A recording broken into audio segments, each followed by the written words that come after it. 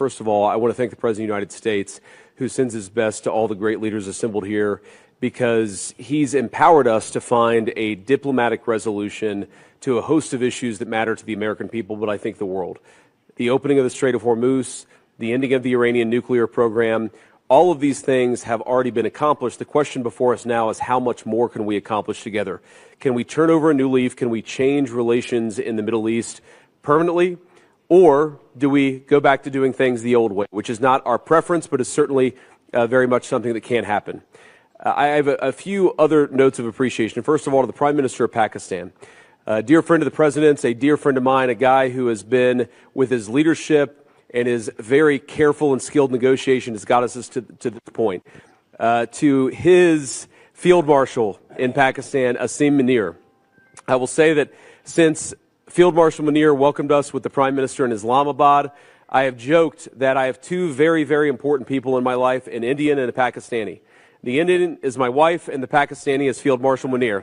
And I've probably talked to Field Marshal Munir more than I've talked to anybody else over the last 3 months. Would not be here without his statesmanship. He is, of course, a great military leader, but I think he's shown himself to be a great diplomat.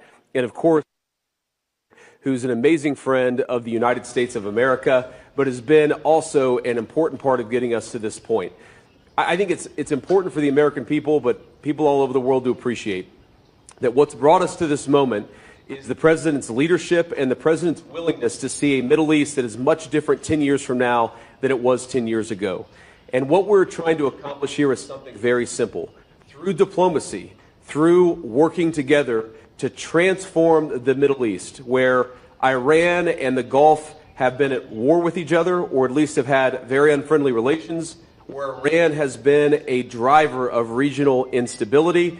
Now we see a future where everybody can work together to promote peace and prosperity for everyone. What we have already seen back home in the United States is lower gas prices. We've seen the free flow of oil and gas. We've seen peace.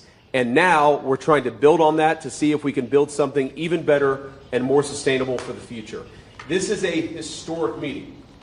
Never before, outside of Islamabad and here, so outside the last few months, never before has the Iranian and American leadership met at such a high level.